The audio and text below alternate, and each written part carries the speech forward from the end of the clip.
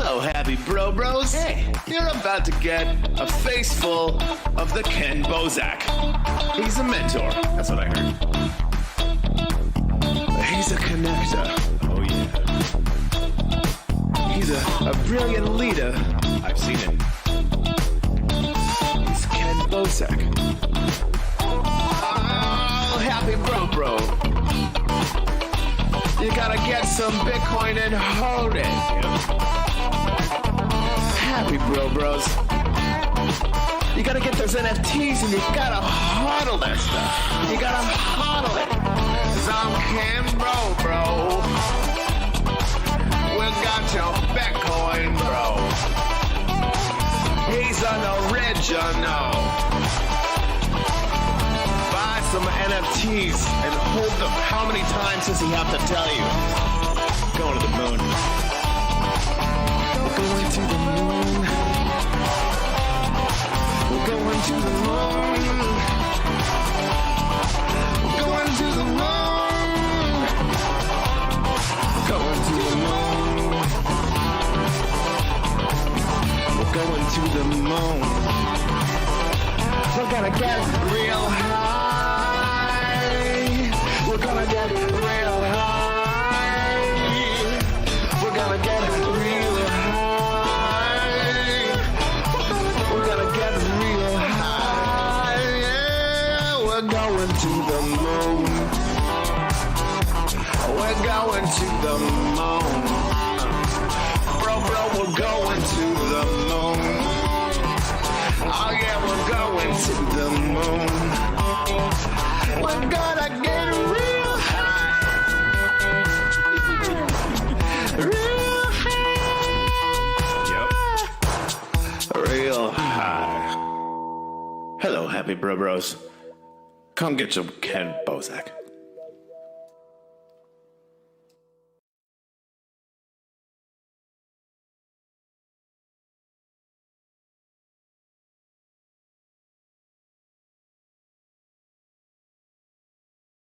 All right. And we're live. Hello, welcome to the show. All right. What up? So, chat, let me know how the audio sounds because I'm working on a new computer and I don't know if their audio is going to be way too high. So you have to let me know in the chat. Yeah. Shout out to CryptoVert. Thank you very much for the Trash Panda. I saw that in my inventory. Shout out to Trash Pandas. What's up, legends? How goes it, Mellow Fellow? Much appreciate everybody tuning in. As always, I'm with my co-host Nathan, and our guest today is Ben. How goes it? Great, brother. How are you? Great. I'm going to smoke in honor of Ben today, bro. I appreciate you coming on the show. That's a heavy one. Cheers, man. Cheers. A giant one in honor of all the people in the chat and live to support us here. I want to see you cough.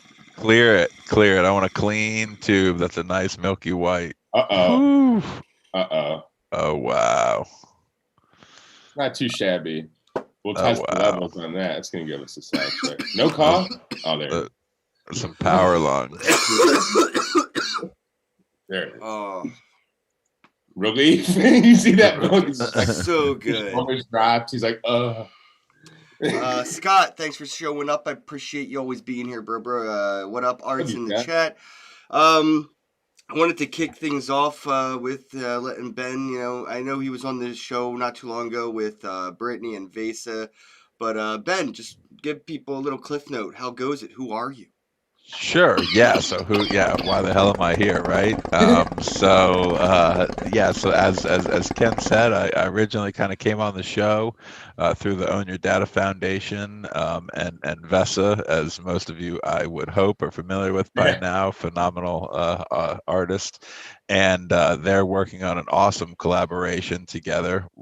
Super stoked to see how that plays out. And they were just on the Nifty show on Friday. So really cool to watch things progressing. But me, myself, I've been in crypto since about 2014, rode the wave, started off in Telegram when everything was projects before they were ICOs. They were just, communities and projects, shit like that. And went to work for a couple of ICOs, realized probably not going to be a good way of life for forever. and ended up at Kraken Exchange for a while, working in business development, and then opened up my own company and do a lot of blockchain advisory and DeFi in the NFT space all around the world. Actually, it's been a hell of a ride, man. So that's me in a nutshell. Yeah, crypto's given a lot of people a hell of a ride in the last few years. Whew, I've heard all these legends of the ICO days. I've gotten them in the last year, and yeah, it's cool to see people that came from that and really turn it into something positive and kind of started their own businesses and doing things the right way.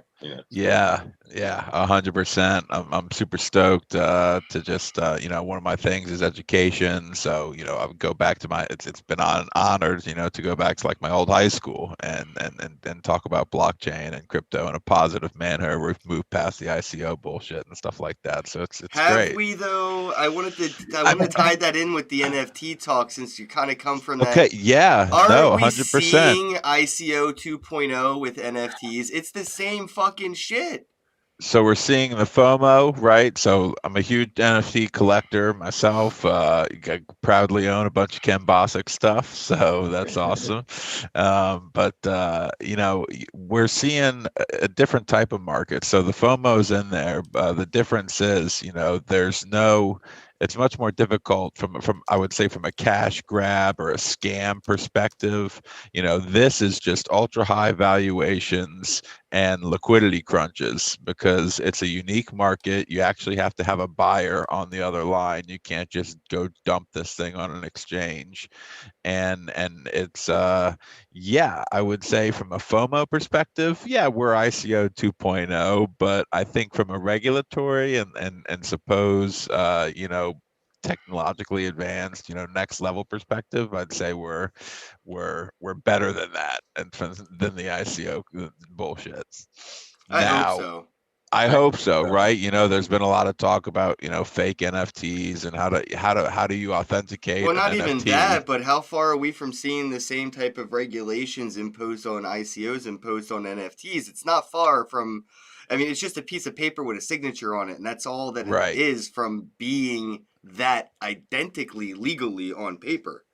100%. Like that rug pull NFT that sold are actually really important because it teaches us an important lesson about this game and the things that can happen and the reasons that all these regulations that we might hate right now in theory, the reasons that in some ways they're necessary, but why they're actually coming for us either way.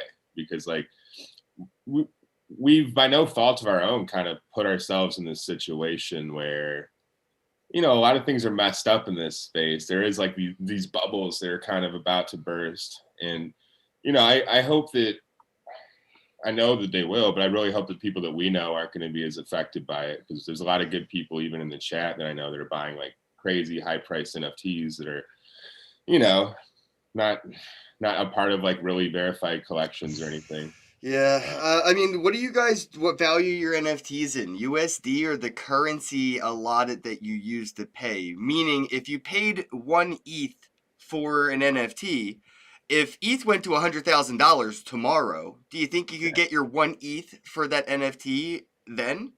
Or would you have to settle for dollar value? I value in crypto because I bet on myself as an artist. So I'm like kind of hoping the price of everything goes up because then my work is going up in value regardless of sales or what I do. It's just the one sale can keep going up in value without even reselling. Right. I think Ben gets where I'm going. Yeah, I value. I'm talking like as an artist, that is what I value. But as a consumer, it's definitely a different story. As an investor, I value in dollars only because the underlying currency can, as we've seen wax go from 4 cents to what, 11, 15, I don't even know what it's at right now. So it was over 30 yesterday. It was over 30. Yeah. So it's insane. So, to me, I don't think you would get your comparable back in in crypto. So that's from an investor standpoint. However, from an artist standpoint, I see why you would, everybody holds by that belief. And it makes you look better as it goes. Sure. And everybody wants to decouple from like pegging it to the dollar. But when crypto prices are jumping this high and things like that, you really have to take that into consideration, because people aren't going to pay that amount to get the exact same thing when there could be a dip on the way or something along the lines. Who knows? No financial advice, just saying, just theoretically. Shooting the shit here on this. I do worry about it though, because I see, when wax was at like 3 cents, it was there for a very, very, very, very, very, very. It was very like a long stable time. coin. Yeah, it was, and the assets were outperforming the currency. The NFTs on wax would go up in value significantly, in USD value, right? You're making them each worth more in wax in general, and then, as wax went up, I actually saw the NFTs follow. So it's almost like people in the wax community are a little opposite of those in the Ethereum community, where they do value the NFTs in the amount of wax that they paid, and they look at the returns in getting more wax than what they gave, not just dollars. It sort of feels to me that arcade Chuck E. Cheese token ticket, like, you know what I mean? It's so arcadey. I think people do value it more so in that currency, but I do worry if it went to like $1, would you be able to still get, even, one wax for a one wax NFT you buy today that's 30 cents? Right. It'd be tough too, because of how fast it's going up too. Everybody really want to hang on for another week, and just see. I mean, ETH was at $90 like less than 12 months ago, right? Or like even like 2 years ago, let's say. 2 years ago, yeah. So, and now we're just kind of hovering at this level, but we were stuck around $300 for a while. So like your $90 piece was stuck at 300, but that could go back to 90. So yeah, like as an artist, it is stupid on that end, because So what we're saying, maybe with a lot more boring words then, maybe stop buying so many fucking NFTs right now and start holding on to your assets. Yeah.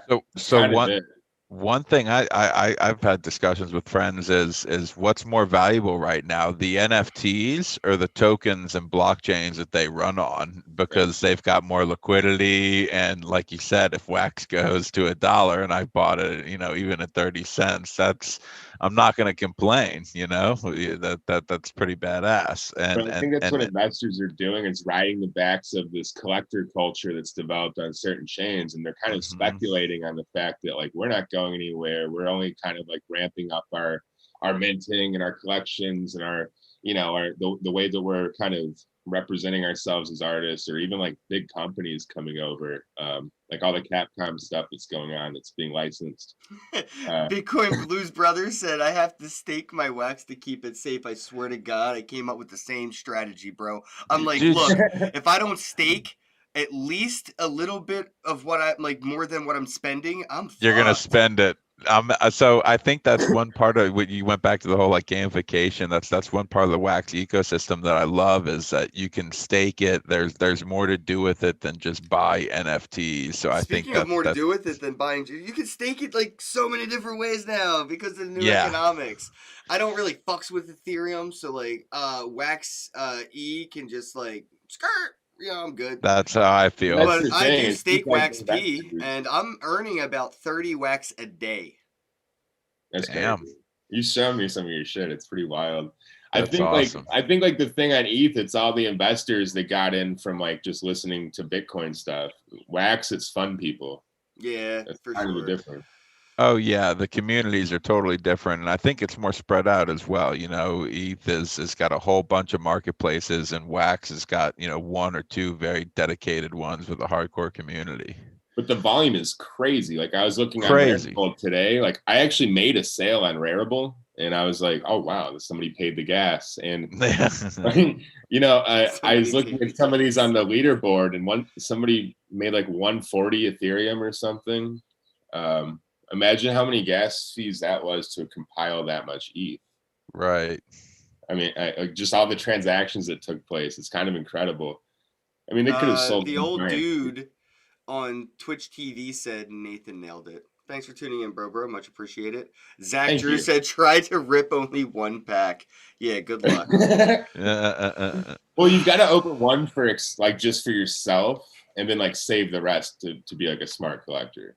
Like, but you need the joy of opening a pack. Isn't that the benefits though of being in crypto as a collector, right? With these NFTs, you get to hodl your cake and eat it too. Just buy 2 of them, and then when you can play with, when you can flip.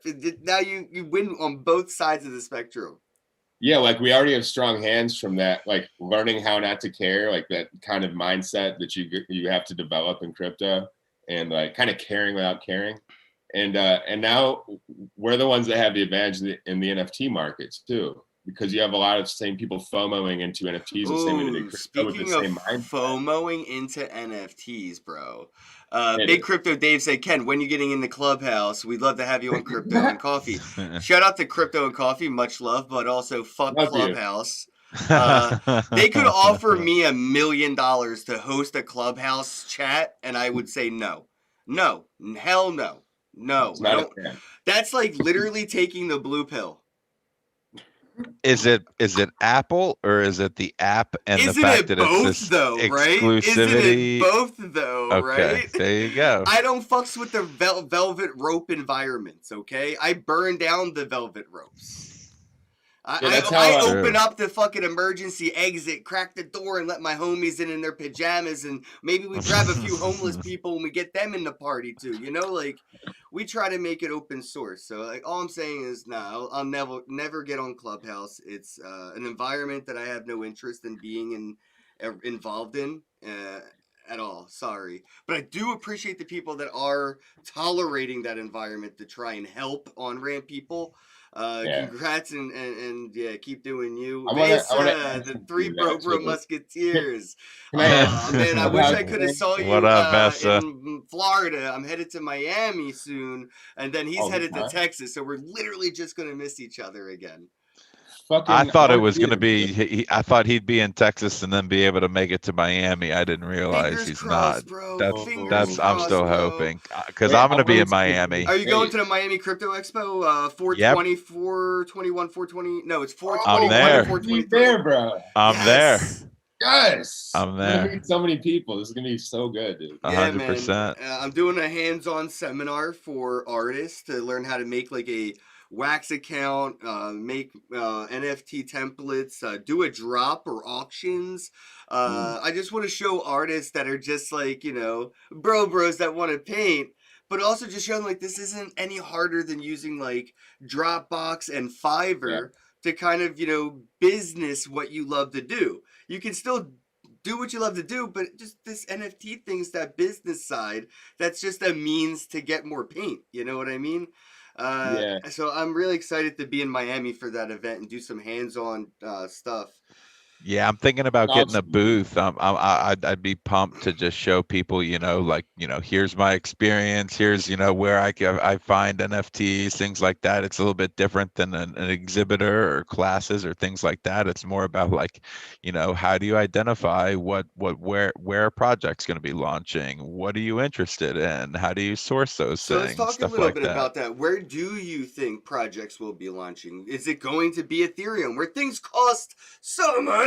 Or will it be things like Wax, where it's like, oh wow, that was easy? Or will it be other options that we don't really talk a lot about, because I am unfortunately a Wax maximalist, and it's definitely I'm seeing it affect my fun level because I'm missing out on Ghost Market. I'm missing out on like the Digibyte NFTs, and there's so many new NFTs coming out. So I'm just curious, Ben, where do you see like different projects going? Gaming or finance? What blockchains are they going to use, and how are they going to use NFTs?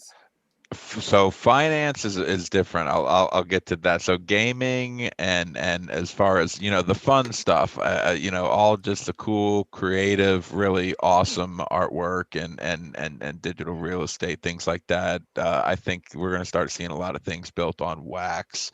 I'm definitely probably a maximalist, not a purist, but there's no other. There are tons of other blockchains that allow value to mint NFTs, but none with such a deep ecosystem and kind of easy to get going. Video tutorials, guides, people like yourself, being a proponent of it and going to this conference and teaching people how to use it and things like that. People in the community will actually sit on Zoom and help you. Yeah, by the way, Wax is not sponsoring me. I'm pretty sure I have to legally detach myself from that perspective. Wax is not sponsoring me to go to Miami. Wax is not paying me nor reimbursing me for going to Miami. Wax pretty much wants absolutely nothing to do with me on a professional level. They just don't. You know what I mean? They probably wish I didn't promote them. It's the beauty of decentralization, right? Your NFTs can be anywhere. Me, bro. They can't take your NFTs off. But so jumping back to the finance side, I'll say, unfortunately we're stuck in an Ethereum world right now with all these DeFi projects. It's got the liquidity. Yep. It's got the liquidity. Girl in an ethereal world. In an Ethereum world. And one thing, I'm working on a project and we're doing a liquidity generation event. And one thing we're doing that I think is a bit different than most is we're going to be launching simultaneously, one on Ethereum and the other on a BSC, Binance Smart Chain. So those that know how to utilize BSC and things of that nature will be able to participate at a significantly cheaper cost, from a transaction fees perspective, than those running it on Ethereum. That chain is crazy too. There's so much going on there all of a sudden. The chain keeps doubling and doubling. I mean, they're gonna. It's awesome, and we're partnering with projects that are so you buy. It's called Shisha Finance, Shisha.finance, and if you check it out, we're just about to start the LGE in a week or so's time, maybe even sooner. But one cool thing about it is we're going to be doing things like partnering with other projects on both chains. So if you have our Shisha tokens, you're going to be getting other tokens in the DeFi world from existing projects and upcoming projects. So that's going to be one of the ways to increase your APY is you're actually getting the token itself rather than just a yield. Is this like a DeFi loyalty royalty program? For a lack of a better explanation. Game of loyalty fun. royalty right. yeah like if you believe in the DeFi markets and ecosystems, you can buy into one project and get rewarded in multiple projects. That's what I'm saying. It's kind of like I don't know, I'm trying to think for the people that may have tuned in that aren't so inside of crypto, how this is something they could be relating to with the way they engage with businesses today. It's why do you go here rather than there? It's because if you go here, you get rewards that are from multiple places that are exchangeable at multiple businesses. I say it I look at it as like a DeFi ETF, right? So if you buy, instead of just wanting to buy DOT or something like that, or let's just do on Pancake Swap or anything like that, anything on the Pancake Swap network, if instead of wanting to buy just that particular token, you would buy our token and then you would get rewarded in those projects that we partner with. So over time, you'd be building a portfolio of DeFi projects. So it's literally a way to totally get into the marketplace in like a diversified way. So so what kind of a thing I explain to people like traditional investing that are coming from the stock world, they don't get it. And I'm like, well, what if you could take your stock and get your yield from that and also get paid in other companies' stocks that you also wanted? Boom. And they're exactly. Just like, oh wow. So choose your dividend. Yeah, exactly. Yeah. That's super cool, right? And then there's NFT drops and stuff like that, like other projects and things of that nature for people who keep their tokens staked. I think they're gonna always did you incentives. See what Telos did with NFTs? I think that shit's gonna catch on like wildfire when these projects wake up to what he did. What's that? Douglas Horn, man. Telos. They did T-bonds. They locked Telos inside of NFTs for time period locks, but the NFTs are transferable. So you could offload the risk and trade the NFTs, but you can't do like partial. You can't get your coins out, but after 6 months, 12 months, 24 months, you can get your coins out of that NFT. And when they bought the NFTs with those coins inside of them locked for that amount of time, they got up to like 30% off current market value. So they got 30% off what the coins were worth at the day they bought that NFT, plus it like 1000x. It was insane. It was like it was like one of the most impressive results from NFT utility that I've seen. And I don't really even fuck with Telos. Like, to be honest, I just love what they did. Like, I respect. It's not. I just don't. I'm not really an investor. I'm an end user. You know what I mean? Like, I went all in on Wax because I used the shit out of it. You know, I didn't want to keep getting my Bitcoin and then have to trade it for Wax. And now I got Wax to trade it for Bitcoin. I'm like, well, I just keep going into Wax. I might as well stay here for a while. So I just like to have what I use. So when I was using Bitcoin the most, that's what I had the most. And now I'm using Wax the most, so that's what I have the most. But I think, you know, Telos and those T-Bond and those NFTs, I could see a lot of projects benefit from being able to sell a shit ton of their coins locked up for a long time to get that, you know, circulating supply under control without having to do any kind of burns or anything like that. So I'm gonna shamelessly plug it too. So again, our project is kind of a similar model. So if you invest during the LGE, the initial liquidity generation event, you are locked up for 24 months, and you only get 4% of your tokens every month over a 24-month period. So, and it's a fair and equal investment for all. So there's no pre-sale, there's no private round, there's no anything. You just choose your chain, and you can invest at any period, like time frame during the LGE, and everybody's on equal level. So yeah, and then the distributions are by block, which I think is really badass because people can see it. You know, they want to see their gains quickly. So when you've got your distributions by block, it's pretty cool. So what are your thoughts on things like staking NFTs on platforms like Our Planet? What do you think that could inspire, man? So I mean, I'm doing it right now. I mean, I've got my Bosix on there, earning a ton. I've been crafting elements, trying playing the game. What it inspires more than anything is interoperability between projects and strategic partnerships. If you're looking at it from a business perspective, from a business development perspective, apex predator of guerrilla marketing. 100%. All of a sudden, like, it's I'll never forget. I hit refresh one time on my Art Planet, and all of a sudden, like, Monsters of Rap and your NFTs and like one other one appeared all at the same time, and I'm like, shit. Well, they're just sitting in my wallet, and I don't plan on selling these anytime soon. Throw them into to Art Planet and start trying to craft these elements and what I think is really cool, what you were getting at, what I think is super cool is it's not just about staking the NFTs in order to get the Ether. Let's just separate that. Yeah, that's so hard. Right, that you can get on Our Planet. It's more than that.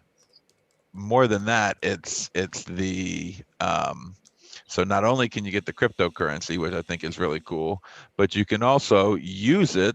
It's got a full use case to craft these elements that some of them still haven't even been invented yet or discovered. They've been created, but they haven't even been discovered all the way to these NFTs that exist but have to be unlocked using the right combination of elements. So the gamification out there is just awesome. Like it's really inspiring. Yeah, I love seeing the secondary markets too. You can trade a Ether for Wax, so you can do the game on Our Planet, or you could just stake some NFTs and sell your a Ether for Wax, get more NFTs to stake, and it's very NFT like circular economy esque. Yeah, it's very money printer-ish. Yeah, that's what I love about it. And the one thing I know are like reaching out to me because they think I know those guys, and they're like, "How do they do their gamification and this and that?" I'm like, "I don't know. Like, I don't work with them. I don't know." Because I've heard 2 companies this week that were like talking about gamifying things that aren't even like on blockchain, And I'm like, you got to get in here and look at what these people are doing. Yep. It's insane, all these brands out there are going to find so many ways to get users to interact with their platforms that, they're going to be shocked at the results, I think. Oh yeah, let me share this link to the chat real quick, guys. There's a drop happening for Our Planet. I just picked one of them up earlier. There's another drop happening in another 26 and a half minutes. Shameless shell, get it out. get your boxes, get your crates. Yeah, I'm gonna. Yeah, it's the Mega Pack V2. I got the V1 as well. So there's only 750 of these that are going to be available with 24 cards inside each pack, which I don't think people are really ready for coming in from Ethereum, man. They don't understand. And I think the only person I really did this was Steve Aoki on Nifty Gateway. Ethereum doesn't really do packs of NFTs. When people are thinking of NFTs, they think, oh, it's one thing, and that's all it is. But then you come over to Atomic Hub, and now you get this, one NFT, like a Blockchain Heroes pack, right? And you can get multiple NFTs out of it. So one NFT is equal to whatever is inside of it. This one has, 24 NFTs inside of one NFT. And then things on Ghost Market, the way they can do, I don't know if you've seen that, but that's the Matryoshka doll of nesting NFTs. You could put currencies inside your NFT. You could put NFTs inside your NFT. You could put another NFT that has an NFT with currencies inside of that, inside the NFT with all that. It just keeps going on and on and on. And it's I think that people coming in from that, mainstream adoption wave that we're having right now that is mostly Ethereum based NFT adoption, they're not really ready for that. They're going to be blown away when they start to realize that this one NFT has 24 NFTs inside of it. Opening your freak out of a gallery crate would be a pretty ideal example of what people don't realize what could be coming. I look at the value of those three main things I got out of that crate, and it's over $4,000 now. Insane. Yeah, that trophy, or I think it was a trophy. I forget what it was exactly called, but that thing is very sought after. Is it the spinning one? The three? It's a trophy. I've gotten one myself. It feels awesome. I'm selling a mint 1 of 1 Bitcoin Bro trophy. So it's a mint 1 of 1 trophy for 1 million wax. Damn. Somebody's got to scoop that up. Blue Wizard, are you on right now? I already hit up Blue Wizard and told him if he buys it, I'll donate all of the money to the Uplift charities. Wow. No pressure. No pressure at all. Put it out there. Yeah, I'll tell you what. I want to talk about the Uplift because looking at what they've put out there from some videos and pictures, it's definitely the most graphic intensive game I've seen, maybe aside as far as being Minecrafty, really nice and can be polished, and obviously dropping in NFTs and things like that. So I'm pumped to see how this ends up developing. But Ken, I know you've already got a nice plot nested out for you, and I can't stop buying more. Everyone's making fun of me in their community, and I see it. It's Ken keeps buying stuff. Doesn't he have enough? And I'm like, but they gave it to me. I have to buy some. I didn't want it to be oh, Ken got this for free. It's no, actually, I bought pretty much an equal value of almost what I got for free. So, and I donated $1,000 about 2 weeks ago or so, a week ago, and now that wax is worth $3,000 or something, right? Because it's gone up so much. Yeah, you can't be the CEO of NFTs without buying NFTs all the time, right? That's your deal. That's your life. At least one new NFT a day is what my goal is. I'm trying to at least buy one new NFT from a new NFT creator a day, and unfortunately I can't afford to do that on Ethereum. I don't even hold any. I have 0 Ethereum right now. 0. I have no interest in even engaging with that ecosystem anymore. But I do try to buy one at least from Wax. I've been getting more into the Digibyte asset stuff and Ghost Market music. I at least try to look at one new piece of music a week from there. And I'm trying to set a goal now for like maybe a bigger NFT purchase, probably in the couples of thousands of dollars, but it's going to be for digital content, like these NFTs that come with license transfer. If you look at like what Mintable.app is doing on Ethereum, you could see if you're buying a piece of art and you actually get the license to redistribute it, which means if you buy an NFT, that image that artist made, they're giving you the right to put it on a t-shirt and sell it on Teespring, or maybe reach out to a musician and say, hey, this art would look really good on your album cover. And you, as the buyer of that NFT, you earn the royalties because you own that image.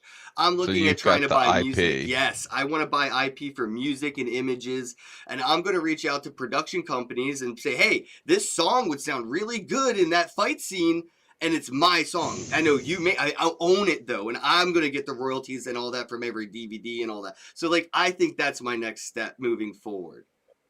You have the connections to do it. So well, it's a great use case as well, right? My dad's been a concert promoter his entire life, and I've watched what COVID did to live music and people not being able to experience it for a long time. So it's like amazing that artists are finding a way to get out there and digitize their music and get an audience, a following, and stuff like that. Yeah, times are tough when Post Malone's doing a Pokemon concert. For their 25th anniversary, is that what it is? Yeah. He likes it. No, I'm with it. It's like, you see Travis Scott up in everybody's got to pay the bills. Yeah, that's what it comes down to, is the way I look at it. Yeah, I used to promote concerts when I lived in Chicago, and that is a tough game, man. Even when everything's good. Right. Imagine what that's like. A lot of graphic or visual, artists getting into NFTs are talking about these commissions they get, like the royalties, right? Like after every sale, they get a creator's fee from the marketplace. Beeple's the most popular, right? He sold one piece of art, and after it sold, like the person that bought it sold it to somebody else. Beeple made $600,000 just in commission, and I think these musicians that are getting into NFTs are going to start to realize that whole Spotify and SoundCloud and all those, pennies per listens they got are going to equate to nothing compared to the amount of money they can make on the secondary market of their albums and individual songs being purchased over and over and over again forever. Like, this is for eternity in royalties, right? And they get, what they set. So I think it's going to be really interesting to see musicians get more involved with how they license their music out, like I'm talking about doing, because I don't think they know how to handle it. Because I'm seeing artists give out the license of their stuff, and I bought a few, and I'm like, wow, I'm just going to do some legwork and put this in a movie. Like that's my goal. And I think artists need to realize that that's what they need to figure out, is how do they get the production companies to lease that NFT. They don't need to sell the NFTs. They could put them in a smart contract and lease them out to production companies or other things to be used in other ways. So I think it's going to be awesome to see musicians get more involved, thanks to, artists like Beeple. Yeah. Damn, that's like NFTs 3.0 right there. That's a whole new level of experiencing it. Yeah, level. But you have companies like Tidal that are essentially going to be doing that in some ways, right? So there's a lot of integrations going on with like businesses that already existed. I think it's going to really shake things up, though, because of the royalty thing alone. I mean, if you already have a following of your own that you've built up and you've been giving this to the label your whole life, like somebody like Drake is like, I'm done, I'm just working for myself from now on. The royalty he's going to start to amass from just selling like $1 albums. People would actually buy albums again. Yeah, isn't that ironic? Yeah, so it's kind of crazy the power it's going to give creators again. So it's like they're going to use these big companies to get to the top, and they're like, you know what? You've been using me way more than I've been using you. I don't need you anymore. Right. Peace. I'm gonna go. Yeah, there's no need for a middleman, right? When you own the IP here and you're selling it yourself or renting it yourself, there's I remember my dad breaking it down, saying like these artists, and after you cut, all the royalties and stuff like that, like sometimes it can be a fraction of a penny that they get every time the song's played on the radio, and things like that. It's like, Jesus, these guys are just getting raped and pillaged here.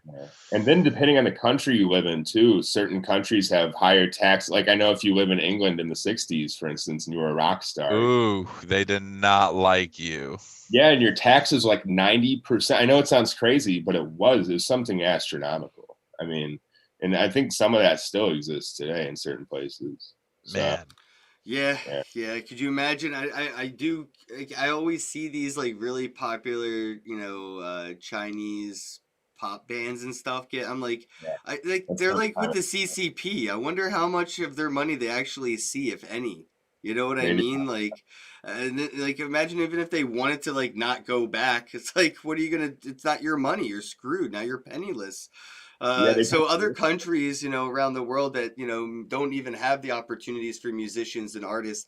This is sort of like that YouTube 2.0 boom where like somebody in another country could just open up their phone, live stream on YouTube, them playing music. And, instead of YouTube stealing all the super chats, or because they live in a country where it's not even possible to receive a super chat, they could make music, in like North Korea and sell it here in the US, and nobody can stop that.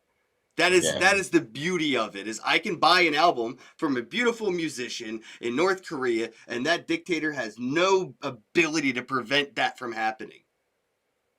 Other than shutting off the internet. But well, I mean, there's Starlink is coming out, right? Like you can't. Yeah. Hopefully, that's the whole thing. Like you can't turn off the internet. You can't depower the world, and it's all about empowerment and bringing all these artists to light, and these people.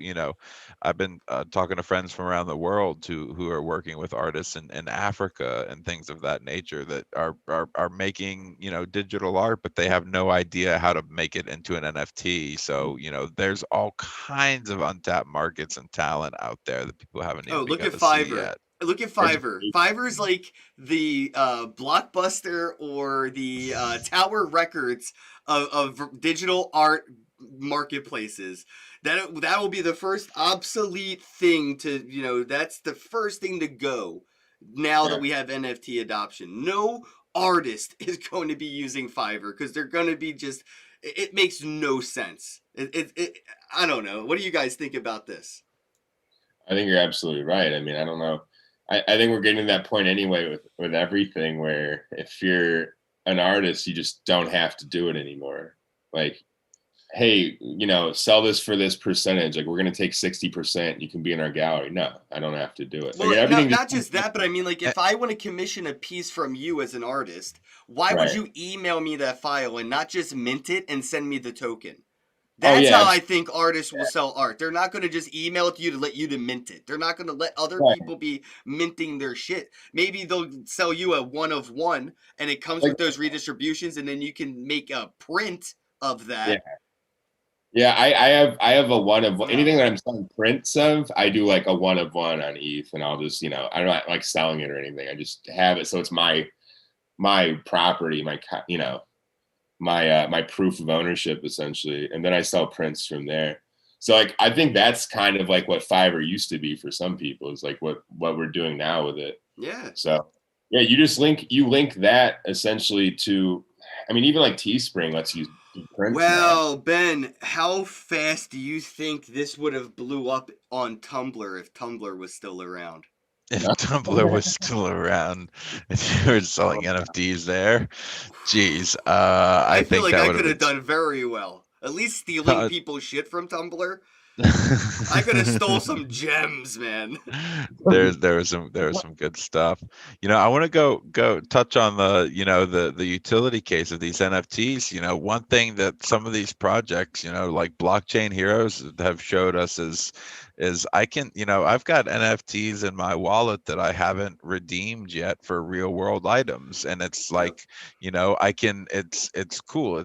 I've got T-shirt I can have at any time, and it's print on demand, and I just redeem the NFT that covers the cost of shipping for the item, and then boom, I've got these real world tangible goods. So it's like, it's art, it's everything from tokenized real estate, tokenized concert tickets. Like, why do you need to ever print a concert ticket again when you could just these physical make an NFT? cards Yeah, in my hand. I haven't even taken mine are in a safe, bro. I haven't even taken mine out of the plastic. So the only way to get these are by buying an NFT and then redeeming it for these physical cards. Yeah, man, I love that we're seeing NFT redemptions and things like that being done. Physical stuff like T-shirts.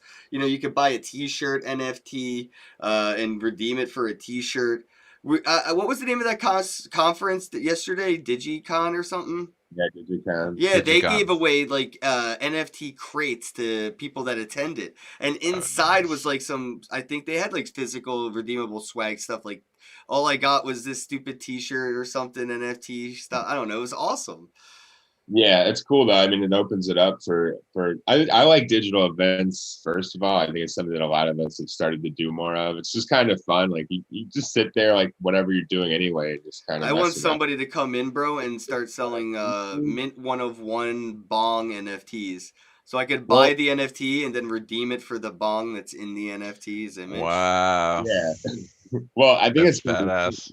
Like, that way I could buy my friend a bong, you know what I mean? Like, here, I bought this, send you the NFT, and then you can send redeem the it. NFT. Well, I want to do the real pass to digital joint thing where if I pass it to you, it gets delivered to your house, essentially. Weed Maps, are you listening? Yeah, come on, bro.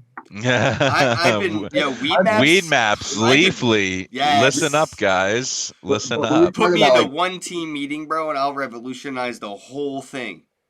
Dude, imagine though at a concert, like you could do a digital concert and then order like any of your piece of merch as an NFT to have it printed out at any time, sent to any place. Like, this is where Teespring's going, definitely. Yeah. Well, they even started selling like digital items on their website too. I mean, they're doing things. I'm begging you, artists, if you're out there listening and you're selling NFTs or you're on Fiverr, please open a Teespring account and start selling your digital goods. Yes, it's not an NFT, but people are buying digital things from Teespring stores, like wallpapers for their phone. Or, whatever, exactly that. Skins for video games. Just cool, random art people are buying on Teespring. Like, exactly what you see on Atomic Hub and Rareable. People are selling on Teespring right now, digital goods. And it's booming. They'll even make a giant tapestry of your art that you can hang on your wall like a sheet. Well, what people want when they do this, and I've seen people doing it on Teespring, is they'll buy that digital art from somebody and then they'll put it on a T-shirt. So, they're buying a digital image, right? This JPEG file, and then they can upload it over on Teespring and get a T-shirt made, or like you said, a tapestry or something made with that art that they bought on it. So that's what they're doing with it as far as like a utility I've seen. But yeah, again, it's not an NFT, but yes, people are buying digital art from Teespring. And I've been trolling Sticker Mule since like 2019. I don't know why Sticker Mule and Atomic Hub have not partnered. So every time I buy an NFT, there's a little checkbox next to it and says, would you like to receive a sticker pack of 3, 6, 9, or 12 of these at checkout? And you can pay in your crypto and get it in the mail. Like, yes, I want a sticker in my hand of every NFT in my wallet. You were telling Dingleberries that have Sticker Mule too. You're repping Sticker Mule really hard. Dude, really that's need awesome. to get into this.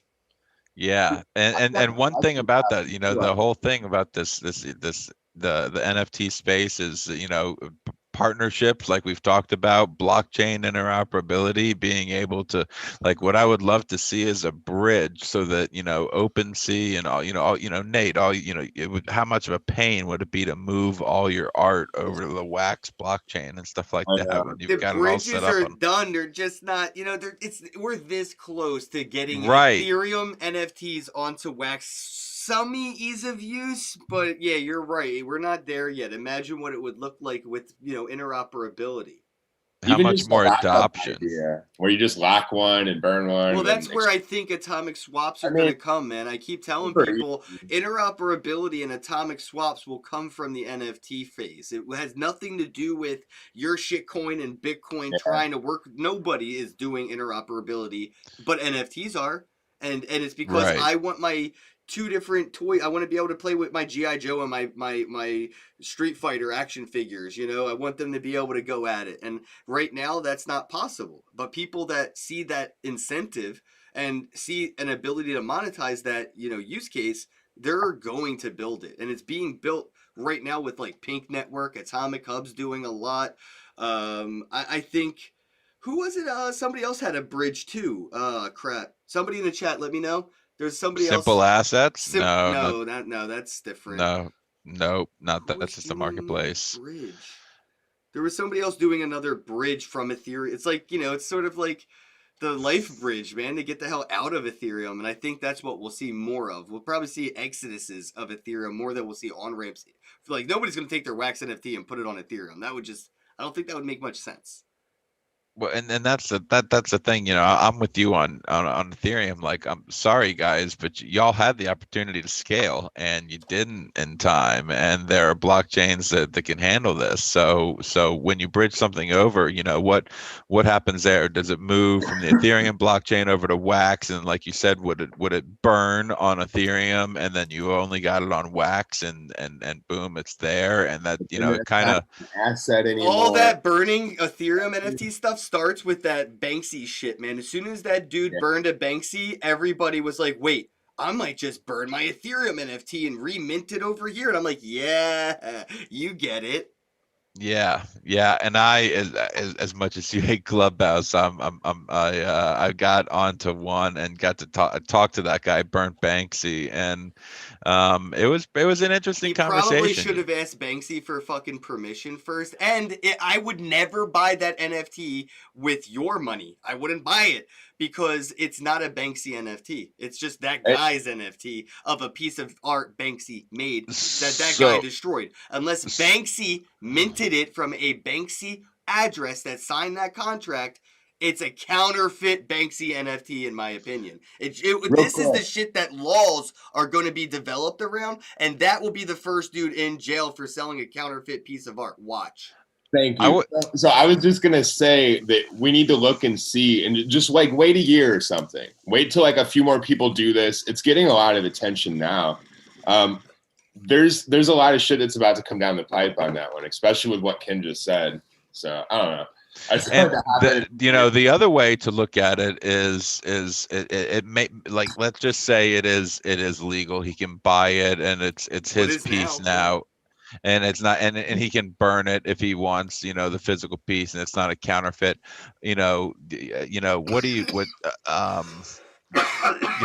Shit, totally lost my train of thought on what I was getting at with the burnt Banksy. It's just like when Steve Wynn, you know, he's got a $36 million Picasso, and he's at a party and he's showing somebody the Picasso, and he puts his finger through it. It's like the headline should read, Steve Wynn, you know, destroys $36 million piece of art, end of day, move on. Like it was his art, he destroyed it. It was unfortunate, it was an accident, unlike deliberately burning something, so it was a little bit different, but like, it should receive no more attention than that. And I think that's the pieces of art problem. Like that be restored for probably around 10 to 20 million. Unfortunately, it does cost a lot. But I'm sure he got it definitely fixed. I know that. Yeah, totally got it fixed. And that's the other thing is, like, you can restore that. When you light something on fire, it's gone. It's gone. Right. It's done forever. I just don't feel like, you know, and this is how I do feel some type of way about the the Spock NFTs that are coming out, and I feel a certain way when I see, you know, like people wanting like Kobe Top Shot NFT. I'm like, I don't know how I feel morally about, you know, that whole like using somebody who's not here right now to make a profit, and that mentality kind of strings from, you know, the whole like virtual IP of deceased musicians. There was a huge problem back in the day when like the Michael Jackson family and a lot of other just about musicians, to say Michael they Jackson gave up the digital IP of Michael Jackson's likeness, and these people started using it for holographic concerts, and you know. It backfired, right? Like, you know, and I think that what we're seeing with a lot of companies buying IP and doing that now, it's potential backfire-esque. Yeah, they're all making the mistakes that we're going to learn from. Yeah, I think, you know, that's all I'm worried about is it's definitely going to be like one of those backfire type things. And I don't want to buy something that's unethical or immoral, even if it's just to myself and it's not you know, the standard of the socials. It's fine. And that ties back to the ICO FOMO situation. Like, are we in there? It's like, there is unethical stuff going on, and yeah, the rug pull story was a really important one for people to learn from. Please learn more about how your NFT art is stored before you buy it. I mean. That's going to be a fun. This is going to be a fun year. This is we're going to see all those ICO scammers and you know, shitcoin memer, and they're all. I see all them making new Twitter accounts with NFTs in their titles, and you can pretty much see the exact amount of followers they got and who's following who, and it's like, wow, this is who probably runs this account, and like, yeah, it's going to get really confusing for people that just want to, you know, FOMO in. I could see how many, you know, TopShot.com NBA type ripoff platforms are there going to be, just like there was clones of My Ether wallet websites. You know how many fake My Ether wallet websites were created because of the ICO craze? I worry about all these fake NFT marketplaces that all these plebes are going to go to, type in their credit card info, and think they just bought an NFT. Well, the chart's probably going to look the same as it did on all these cryptos over the last few years, where you see this line straight up, down, and then it's going off for a while, and then it starts to go up again, because everybody's pouring in right now, and it's just going to, you know, the bubble's going to burst. It's just the way it's going to be. It doesn't have to be like all red and carnage, because I think people are actually starting to get some education all of a sudden, because people are making a big deal out of it. But, you know, if NBA Top Shot, for instance, in a year isn't that popular anymore, people are going to be pretty upset. Could you imagine? I mean, it's literally starting at the top. You can't come, you know, out of the gate, you know, having like 6-figure NFTs and expect, where are they going to go from here? 8, 9 figures, 10 figures? Yeah, where do we go? Where do you go from here? You're right, bro. Exactly right. So, Ben, I want to recap a little bit about what you're up to for the audience, for the people that are tuned in right now. Let them know a little bit again about what you're up to and how they can get involved. Sure. So guys, check out shisha.finance, SHEESHA, like the hookah, smoking one. Yeah, fun stuff. Shisha.finance. We've got a pretty badass Medium article written about the team, the project, the event, partnering, and all that other fun stuff coming along. And it's coming up pretty soon. What I think is really cool about it is we're going to be running it on Binance Smart Chain and Ethereum. So like you said, you know, get the hell away from Ethereum, give people the options to do so. I feel the same way about the NFT space. Super pumped to see you guys in Miami.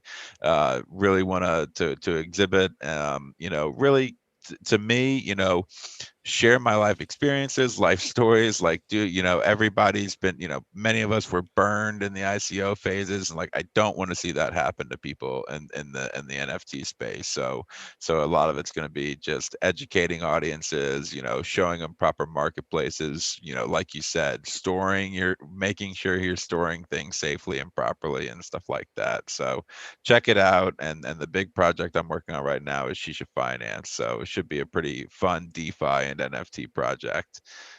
Give it a look. Check it out, guys. Let me know what you think in the comments below. I definitely like your feedback. So it's up to you to do the DYOR for the community. If you know what the hell you're looking at, maybe, you know, take on that responsibility. Take a look at it and then let people know your thoughts are, you know. See something, say something positive and negative. Just give out feedback, you know. That way people can grow. If you keep things to yourself until that boiling point occurs, then you just sound like a whiny little bitch. Share the love a little bit. Come on. Right. Come on. Yeah. Exactly. It's like the person. It's like the person who posts their gains after the trades have occurred. Did you really make that trade, or did you just go grab that off of a trading view chart? Show me a before and after picture. Yeah, right. I want to see it. I want to see the progress. I forget the three. There's a 3-letter word for trading metadata, right? I always forget what it's called, but there's like a word for that, like proof of trade from most exchanges. Ugh. Pot. Shout out to the chat, ACU5. Thanks for tuning in. Smart Digital Payments. I love you, Mike. Smart Digital Payments, guys. Check them out.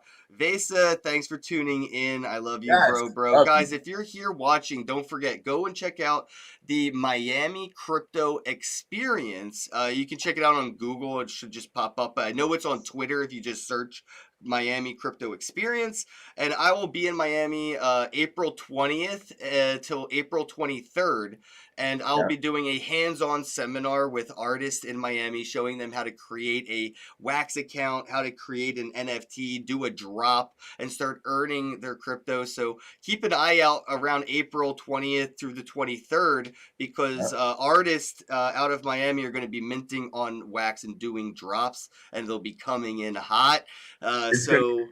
And that's expcrypto.io if you guys want to go straight to the website and check out the conference. There's all kinds of fun stuff. Get your tickets now. I'll be there. Nate, can't wait to see you. There's a discount code. It's bro. That's right. You can save money. 420 after party. There's an after party. There's a rave. There's a meet and greet. There's all kinds of good shit. Yeah. So it's not just finance, NFT. This is about fun. So have a good time and get to know the people that you've been talking to for all this time behind the keyboard. And get to meet. And if you just want to hang out and smoke some weed with me and talk about NFTs and crypto, that's what I live for. So let's hang out in Miami. Thanks everybody for tuning in, and as always, have a day. We love you. Bye. Hello, happy bros. Hey, you're about to get a face full of the Ken Bozak. He's a mentor. That's what I heard. He's a connector. Oh, yeah. He's a brilliant leader. I've seen it. He's Ken Bozak. Oh, happy bro. You gotta get some Bitcoin and hold it. Happy bros. You gotta get those NFTs and you gotta hodl that stuff. You gotta hodl it. Some Ken bro. We got your Bitcoin, bro. He's an original. Buy some NFTs and hold them. How many times does he have to tell you? Going to the moon. We're going to the moon. We're going to the moon. We're going to the moon. Going to the moon. We're going to the moon. We're gonna get real high. We're gonna get real high. We're gonna get real high. We're gonna get real high. Yeah, we're going to the moon. We're going to the moon. Bro, we're going to the moon. Oh yeah, we're going to the moon. We're gonna get real high. Real high. Yep. Real high. Hello, happy bros. Come get some Ken Bozak.